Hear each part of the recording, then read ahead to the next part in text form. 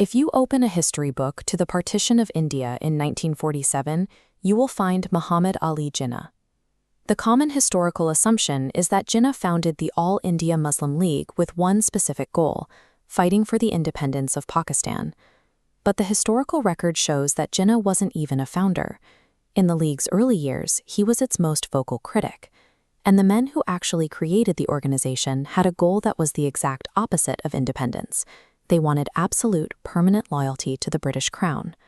We have to look at how a loyalist organization, built to serve an empire, was eventually steered by its biggest critic toward the empire's dissolution. To understand the origins of the League, we have to look at the early 1900s. The true architects were men like Nawab Salimullah of Dhaka and Aga Khan III. They represented an exclusive club of wealthy Muslim landlords and Western-educated aristocrats. This elite class was dealing with intense cultural anxiety. Educational initiatives like the Aligarh Movement fostered a separate political identity for these elites, but they felt increasingly insecure about their administrative dominance. When the British granted equal official status to Hindi alongside Urdu in 1898, that anxiety peaked. In December 1906, Nawab Salimullah formally proposed a solution in Dhaka. He wanted a central political organization for Muslims to counter the growing power of the Hindu-dominated Indian National Congress.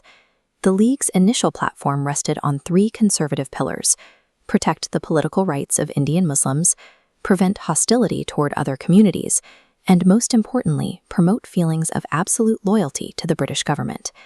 The All India Muslim League was born as an elite self-preservation mechanism. These landlords and aristocrats were attempting to secure their safety by positioning themselves as the most reliable partners of the British Empire. The British, meanwhile, had their own problems. By 1905, imperial officials were terrified of the growing radicalization within the Indian National Congress. A unified Indian uprising was their greatest strategic nightmare.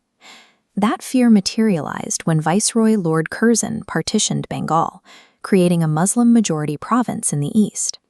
This sparked the massive Swadeshi movement, filling the streets with protesters and creating a highly volatile political climate.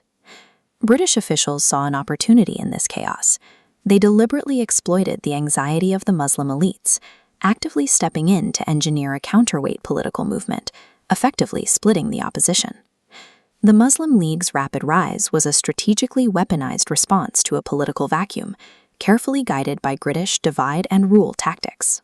The defining moment came in October 1906, during the Shimla Deputation.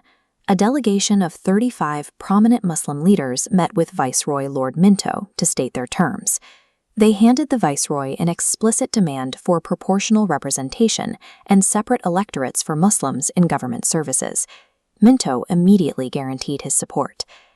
This visualization shows the exact structural impact of the 1909 Morley-Minto Reforms, which officially granted separate electorates to Muslims.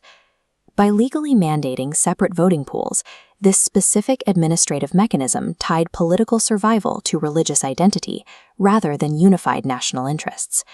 This single administrative demand ensured that a politician's success now depended on appealing to their religious group rather than a broad national platform, cementing a permanent fracture into the law.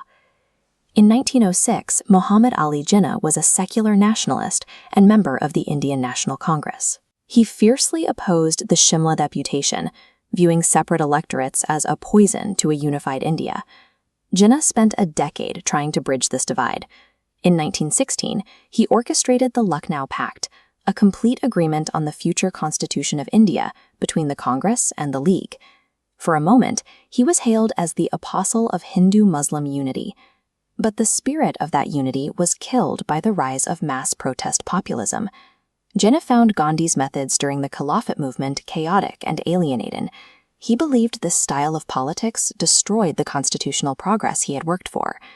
Disillusioned and ultimately outvoted, the man who spent his career building bridges finally walked away from the unified nationalist cause.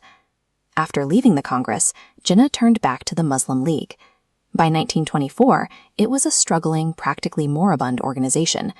Jinnah breathed new life into it, but on entirely different terms. He took the machinery of the League and repurposed it. He shifted the organization away from its loyalist, elite origins and steered it toward aggressive mass mobilization, using the very religious identity politics he once feared. The 1906 demand for separate electorates had already created a constitutional track where religious identity was the primary unit of political power, making the eventual two-nation theory a logical, rather than radical, endpoint. Nawab Salimullah's loyalist club, designed merely to secure favor with the British, had inadvertently provided the very machinery Jinnah would use to negotiate the partition of the subcontinent.